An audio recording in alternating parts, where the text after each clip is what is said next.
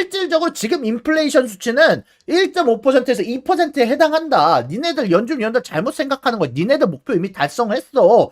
니네들이 생각하고 있는 이 주거 비용이 금리 인상의 효과가 반영되기까지 18개월의 시차가 존재하기도 하고, 니네들이 렌트비 지금 오르고 있다라고 판단을 하고 있는데 렌트비는 이미 내려오기 시작한 지 4개월, 5개월, 1년 가까이 천천히 계속 내려오고 있는 모습들이 나오고 있다라고 주장을 하면서 연준의 렌트비 조사 방식이 잘못됐음을 지적하기도 했습니다. 유선암 유튜브에 오신 걸 환영합니다. 자, 일단 오늘은 좀 재미난 주제를 준비를 해봤어요. 야, 이번에 파월 아저씨가 사실 이번에 엄청난 소리를 했죠. 어떻게 보면은 유가를 떨어뜨리면서 동시에 이번에 장기 중립금리가 오른다라는 바람을 하면서 10년물과 20년물 금리가 치솟아 오르면서, 야, 전 세계에서 가장 강력한 경제적인 힘을 갖고 있는 인물이 나와서 연착륙은 가능한 결과일 뿐 기본 전망이 아니다.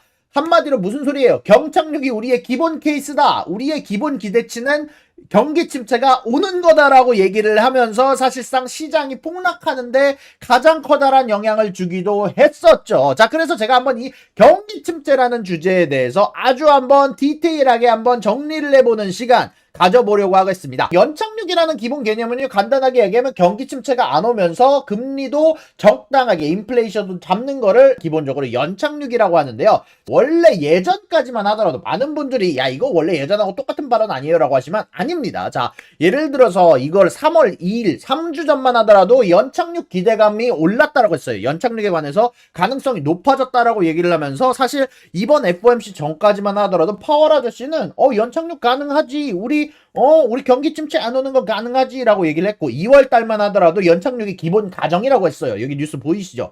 2월 달까지만 하더라도 연착륙이 기본 가정이고 7월 달에는 연착륙이 가능하다라고 하면서 사실상 기대감이 막 올라가면서 경기 침체 예상치가 막 떨어지는 결과가 나왔단 말이에요. 자, 그러면 이 경기 침체라는 게 뭐냐? 이거를 영어로 하면 리세션이라고 얘기를 하는데요. 이 리세션이라는 건 원래는 라틴어에서 유래된 단어예요. 경제활동이 뒤로 후퇴하다라는 의미의 리세션인데, 라틴어로는 뒤로 물러나다, step back, 뒤로 물러서 할 때 리세시오에서 유래된 게 바로 이 리세션이라는 단어인데요. 맨 처음에 리세션에 대한 정의가 생기기 시작한 건 1974년쯤에 미국 BLS죠. 지금 막 실업률 발표하고 지금 막 CPI 발표하고 하는 BLS가 원래 얘네가 야, 우리 이제 좀 경기 침체라는 단어를 쓰고 있는데 요거에 대해서 한번 정의를 만들어 보자 라고 얘기를 하면서 1974년부터 경기 침체가 경제 용어에 편입이 되기 시작을 하면서 나온 것이 바로 이 경기 침체라는 단어인데, 자, 이런 부분들 관련해서 많이들 좀 얘기가 많죠. 이게 경기 침체에 대해서 정의가 뭐냐, 결국 실업률이 상승하는 거냐,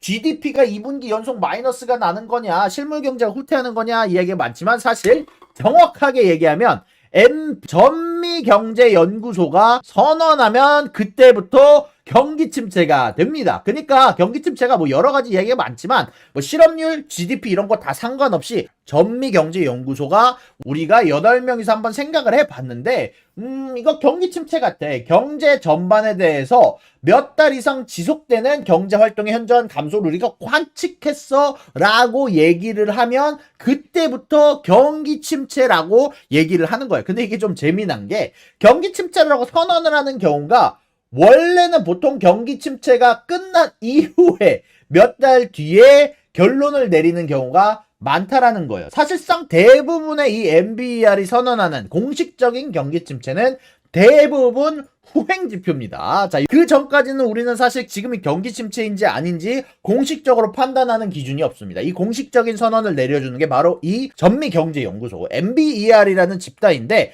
여기에서 얘기를 하는 게 원래 요겁니다. 자, 경기순환결정위원회에서는 경기 침체를 판단하기 위해서 여러 가지 지표를 보지만 GDP, 고용, 한마디로 실업률, 가계소득, 소비지출, 산업생산을 포함한 여러 지표를 봅니다 라고 얘기를 했고요. 이걸 8명이서 매 분기마다 보면서 이번 GDP 괜찮았지? 실업률은 요 정도인데 너네 어떻게 생각해? 한마디로 FOMC처럼 금리 결정할 때처럼 8명의 인원이 모여가지고 경기 침체가 아닌지 맞는지 진단을 내린다라는 거예요. 자, 그래서 결국 여기에서 말하는 지표들이 한 4가지, 5가지 정도 되는데 제가 그걸 한번 지금자 지표를 좀 가져와 보기는 했어요. 자, 근데 미국의 실업률 같은 경우는 지금 3.8%로 사실상 거의 최저치, 역대 최저치에 근접한 수준이고요. GDP도 사실 2%가 넘어가면서 GDP가 마이너스가 아니다 보니까 사실 경기 침체라고 부르기도 어렵고 산업 생산치도 0.4% 예측치보다 높은 수치가 나오고 개인 지출도 한 달 기준 0.8%가 오르면서 여전히 미국의 소비는 핫하다라는 결과가 나왔어요. 그러면 여러분들이 생각하시겠죠? 그럼 경기 침체 아니네.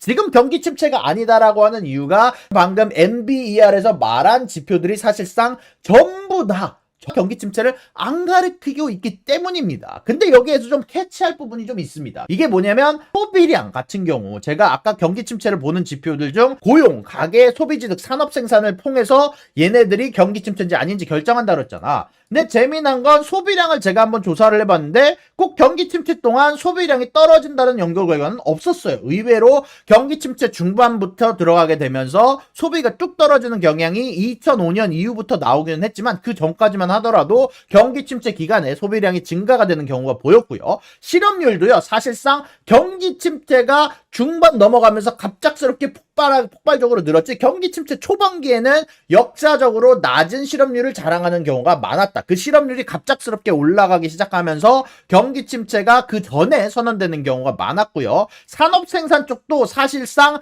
딱 경기 침체에 접어들기 시작하면서 같이 내려가는 경우가 많았다라는 겁니다. 이게 무슨 소리야? 한마디로 지금 얘네들이 선언하는 지표는 대부분 다 후행하는 지표예요. 그래서 사실 이번에 저도 이거 조사하면서 생각했던 게 파월이 예를 들고 있는 실업률, GDP, 개인 지출, 산업 생산 이거는 다 후행 지표네. 경기 침체의 후행 지표에 해당하는 지표들이라는 걸 저도 요거를 조사하면서 사실 처음 깨닫기는 했어요. 경기 침체가 접어들면서 소비가 줄어들고 경기 침체가 접어들면서 실업률이 올라가고 경기 침체에 들어가면서 산업 생산이 줄어드는 거지 GDP가 줄어드는 거지 그 반대가 아니다. 선행 지표가 아니다라는 걸 저도 깨닫기는 했거든요. 이런 관측한 정보들 때문인지 뱅크 오브 아메리카에서 이번에 새로운 리포트를 내기는 했는데 원래 이 하트넷이라는 인물이 있어요. 원래 이 하트넷이라는 인물이 원래 맨날 매파적인 얘기만 하던 친구야. 매파적인만 얘기만 하면서 야 우리 경기 침체 옵니다. 뭐 항상 주식 숏 하세요 라고 하면서 저번에 어떻게 보면은 하락장을 맞췄던 친구로 유명하긴 한데 이 친구도 이번에 얘기를 하는 게 뭐냐면 현재 금리가 너무 가파르게 상승하고 있다. 그리고 채무불이행, 파산과 연체율이 늘어나고 있고 실업률도 올라가는 향상을 보이고 있다. 그리고 이런 부분들은 사실상 경기 침체 초기에 일어나는 지표들 같다라고 얘기를 하면서 언급을 하기도 했고요. 경기 침체가 나올 가능성을 훨씬 더 높게 본다라고 얘기를 하기도 했고요. 그리고 제가 한번 언급해드리기는 했지만 이게 캠벨랍이라는 교수가 있어요. 이 친구가 누구냐면 듀크대의 경제학 관련한 비즈니스 관련한 교수인데요. 채권과 경기 침체의 상관관계를 알아낸 우리가 맨날 얘기하는 있잖아요. 장단기 금리차 역전이 일어나면 뭐라 그래요? 보통 1년 이내에 사실상 경기 침체가 온다라는 걸 사실 이 경기 침체를 선행 지표로 알아볼 수 있는 지표가 거의 없었는데 그 유일한 지표를 지금 가장 많이 쓰이는 경기 침체 선행 지표를 가장 먼저 찾아내신 분이 이 캠벨 합이라는 교수예요. 이 교수가 1986년에 시카고 대학 박사학위 논문에 국채의 장단기 금리차 역전이 일어나면 1분기 이상 지속되면 침체 가능성이 높아진다라고 주장을 했고 실질적으로 요거에 대해서 조사 결과를 제가 알아봤는데 사실상 1970년대 이전에 1967년대를 빼고는 사실상 장단기 금리차 역전이 일어났을 때 거의 모든 경우에서 경기 침체가 일어났다. 사실상 확률이 90%가 넘는 장단기 금리차 역전은 경기 침체를 예측하는 지표다라고 얘기를 하는데 가장 많은 얘기를 하기도 했던 거고요. 그리고 이 캠벨라비 교수가 얘기를 하기를 이제 미국 경제가 연준이 잘못 판단했다. 무슨 소리야. 미국 무조건 경기 침체한다. 그리고 웬만하면 12월부터 3개월 안에 4개월 안에 침체에 빠질 것으로 예상을 한다라고 얘기를 했습니다. 예.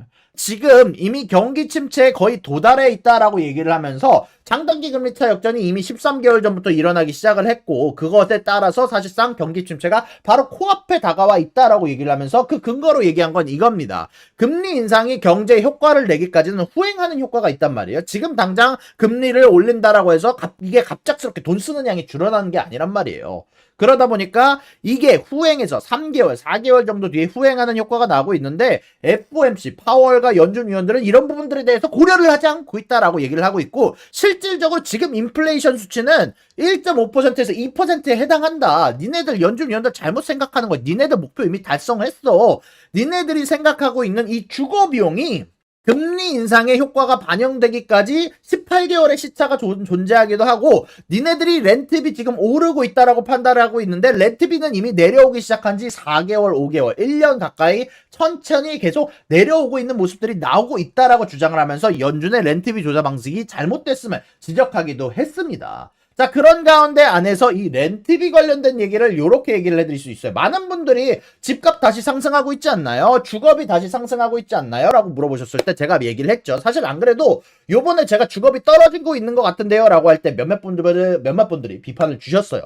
너가 뭔데 주거비가 떨어지고 말고 객관적인 지표가 없는데 어떻게 알아? 라고 해서 제가 객관적인 지표를 갖고 왔어요. 실질적으로 이번 달에 처음으로 렌트비가 이번에 들어서 1월을 제외하고 처음으로 떨어졌다라고 얘기가 나오고 있습니다. 2022년 후반기에는 계속해서 주택 렌트비가 내려가기 시작을 했고요. 그리고 이번에 2023년 들어서는 이번 달에 처음으로 렌트비가 내려가기 시작했어요. 제가 괜히 그런 얘기를 한 게 아닙니다. 8, 9월에 실질적으로 렌트비가 내려가기 시작한 시점이 됐어요. 실질적으로 지금 렌트비 그로스가 이번에 2023년 들어서 7월부터 렌트비가 드디어 마이너스로 돌아섰습니다, 여러분. 렌트비가 이미 연준에서 OER 조사 방식에는 아직 특정이 제대로 나오지 않고 있지만 사기업이 자기네들의 리스팅이 되는 것들, 지금 자기네 웹사이트에 어떤 가격의 렌트비가 올라오는 것들을 조사를 했는데 이게 마이너스로 돌아선 지 얼마 안 됐다는 거예요. 그리고 이게 갑작스럽게 플러스로 돌아서지는 않을 거다라는 겁니다. 자, 그래서 이렇게 나오게 되는 게 방금 전에 얘기한 캠벨 아저씨가 경기 침체가 올 수도 있을 것 같다라고 얘기하는 증거가 바로 이런 거라는 겁니다. 자, 그런 가운데 안에서 그럼 우리가 생각해 볼 부분이 있는 거죠. 그러면은 이런 가운데 안에서 우리가 무엇을 투자를 해야 되냐? 많은 분들이 가장 궁금한 건 그거잖아. 경기 침체가 오냐 안 오냐는 중요한 게 아니라 우리가 돈을 버는 게 중요하다. 그래서 경기 침체가 오게 되면 각각 뭐에 투자를 해야 되나요? 라고 많은 분들이 질문을 주셨고 그래서 제가 객관적인 데이터로 여러분들한테 갖고 와 봤어요. 자, 많은 분들이 오일에 투자하고 싶어 하시는 분들 계시고 오일 가격 100불까지 올라간다라고 얘기하시는 분들 계시지만 자, 오일 가격은 경기 침체가 오는 순간 한 번도 빠짐없이 폭락했습니다. 한 번도 빠짐없이 유가는 스태그플레이션 기간을 제외하고는 항상 모든 기간 동안 경기 침체가 오면서 폭락했어요. 그냥 폭락도 아니고 50% 미만으로 빠졌어. 대부분의 상황에서. 자, 그렇다면 오일은 경기 침체의 적당한 투자 대상이 아니고요. 자, 그러면 주식은 어떨까요? 주식도 사실상 거의 모든 시기에서 경기 침체에 빠져들게 되면서 주가가 하락하는 경우가 나왔고요. 중반을 넘어서서 경기 침체가 중반을 넘어서서 금리 인하가 시작되기 시작하면서 금리 인하가 어느 정도 물에 올랐을 때부터 올라가는 징후가 보였다라고 말씀드릴 수 있을 것 같고요. 자, 그리고 많은 분들이 궁금해하시는 부분들. 자, 그렇다면은 채권은 어떻게 되냐? 야, 유산남 너가 옛날에 채권 투자라고 했잖아. 다들 아무도 진짜 내 시기는 예상 안 하고 그 얘기만 하시는 분들이 좀 계셔서 그때 좀 스트레스를 좀 받았는데 제가 말씀드렸지만 채권 같은 경우는요. 경기 침체가 오게 되면 거의 딱 한 번, 역사적으로 딱 한 번을 제외하고는 항상 채권 가격은 폭등했고 금리는 항상 폭락했습니다. 요거가 유일하게 통하지 않을 때가 1975년도쯤인데 1975년도에도 같이 금리가 올라가면서 경기 침체가 같이 왔었던 이유는 그 당시가 스태그플레이션 시기였기 때문이에요. 지금은 우리가 고민을 해봐야 되는 거죠. 지금이 과연 스태그플레이션 시기인가? 경기 침체와 인플레이션이 같이 오는 시기인가라는 부분에 대해서 우리가 고민을 해볼 시기라고 생각을 해요. 제가 생각했을 때는 그런 건 아닌 것 같거든요. 그냥 간단하게 여러분들에게 한번 정리를 해보면 만약에 스태그플레이션이라는 시기가 온다. 자, 그러면 살 것은 금 혹은 채권 숏. 만약에 경기 침체가 온다라고 생각하면 장기 채권을 구매해서 우리가 경기 침체에 대비를 해야 되고요. 만약에 연착륙이다라고 생각하면은 채권 관련해서는 예측할 수가 없기 때문에 주식이나 오일주들을 사는 게 혹은 여러 가지 원자재를 사는 게 훨씬 더 이득이 될 거다라고 생각을 하고요. 만약에 고금리 오래 유지되면서 연착륙이 될 거다라고 생각하면은 사실 채권도 기대하기 어렵고요. 왜냐하면 고금리가 오랫동안 유지되니까 채권도 계속해서 수익률이 높은 상태로 유지가 될 거란 말이에요. 이자가 높은 상태, 채권 가격이 낮은 상태가 유지가 될 거고, 오일도 고금리다 보니까 빠질 가능성이 높고, 그럼 어디를 가야 돼? 결국 경기 방어주 쪽이나 현금이 가장 여러분들한테 좋은 선택지가 될 거다라고 개인적으로 생각을 하고 있습니다. 그리고 이거 번외로 좀 재미난 얘기를 해볼게요. 자, 많은 분들이 기준금리 관련해서 아니 기준금리가 내려가기 시작하면 경기 침체 오는 거 아닌가요? 라고 얘기하시는 분들이 계신데 사실 그거는 최근의 트렌드를 보면 맞는 이야기긴 해요. 근데 이게 왜 그런지를 여러분들이 아셔야 되는데 경기 침체가 올 때쯤에 야 이거 연준에서 뭔가 이상한 징후를 발견했을 때쯤부터 연준이 금리 인하를 시작합니다. 1990년도 전까지만 하더라도 경기 침체가 항상 금리 인하보다 선행을 했어요.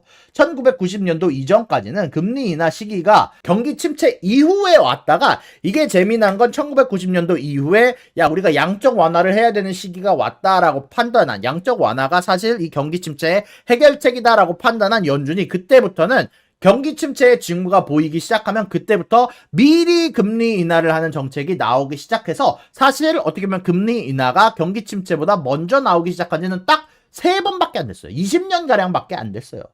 경기 침체가 금리 인하 때문에 나오는 게 아니라 경기 침체의 징후가 보이니까 금리 인하, 양적 완화를 하는 거다라고 여러분들한테 말씀드리고 싶고 그래서 결론이 뭐야 유사남? 경기 침체가 와 안 와? 그래서 거기에 대한 결론은 아무른직다. 어떻게 알아? 아니 내가 무슨 경제 시니어, 내가 무슨 워렌 버핏이야. 내가 이거에 대해서 어떻게 알겠습니까? 경기 침체가 다만 온다라고 얘기하는 근거는 장단기 금리차 역전 그리고 실질 금리가 높고 너무 빠르게 증가해 온 바로 이 순간 사실상 높은 확률로 선행지표들이 경기 침체가 온다라고 주장하는 쪽은 지금 사실 선행지표들이 다 경기 침체가 올 거다라고 예상을 하고 있고요. 실질적으로 지금 경기 침체가 올 확률이 70%가 넘었습니다. 예. 이렇게까지 높이 올라간 적은 1979년 이후로 처음이에요. 경기 침체가 올 확률은 장단기 금리차 역전과 여러 지표를 혼합해서 봤을 때 70%에 도달할 정도로 선행지표는 이렇게 나와 있고 반대로 현행지표, 경기 침체가 왔을 때 나오는 지표들, 실업률 같은 경우도 경기 침체가 오면 변하고 소비 같은 경우도 경기 침체가 오면 변하는데 이런 경기 침체가 안 온다라는 지표, 현행 지표들, 선행 지표가 아니라 현행 지표들은 경기 침체가 안 온다, 아직은 안 왔다를 가리키고 있다라는 부분들이 지금 현재 양쪽에 상반된 의견이다라고 전달해 드릴 수 있을 것 같습니다. 이렇게까지가 경기 침체 관련해서 여러분들이 이해하기 편하게 전달을 해 드렸습니다. 어떻게 보셨나요? 자, 어떻게 여러 가지 여태까지 있었던 여러분들이 생각할 때 경기 침체가 왔을 때 채권 투자하면 안 되지 않나요? 회사의 신용등급 떨어지지 않나요? 라는 질문에도 답을 좀 해드렸고 사실 이런 질문들이 여러분들이 생각했던 질문들, 여러분들이 하셨던 질문들을 좀 많이들 포함시킨 파워포인트를 한번 만들어 보기는 했습니다. 하여간 이렇게 재미나게 여러분들 이해하기 편하게 한번 정리를 해봤고 경기 침체의 현행 지표들 그리고 선행 지표들을 이렇게 따로 나눠서 한번 설명해 드리는 부분들을 가지고 와 봤습니다. 구독과 좋아요는 사랑입니다 여러분. 유사남의 구독과 좋아요를 눌러주세요. 그리고 여기 있는 비디오도 여러분들을 위해 준비한 거니까 여러분들이 항상 살펴봐 주시면 감사하겠습니다.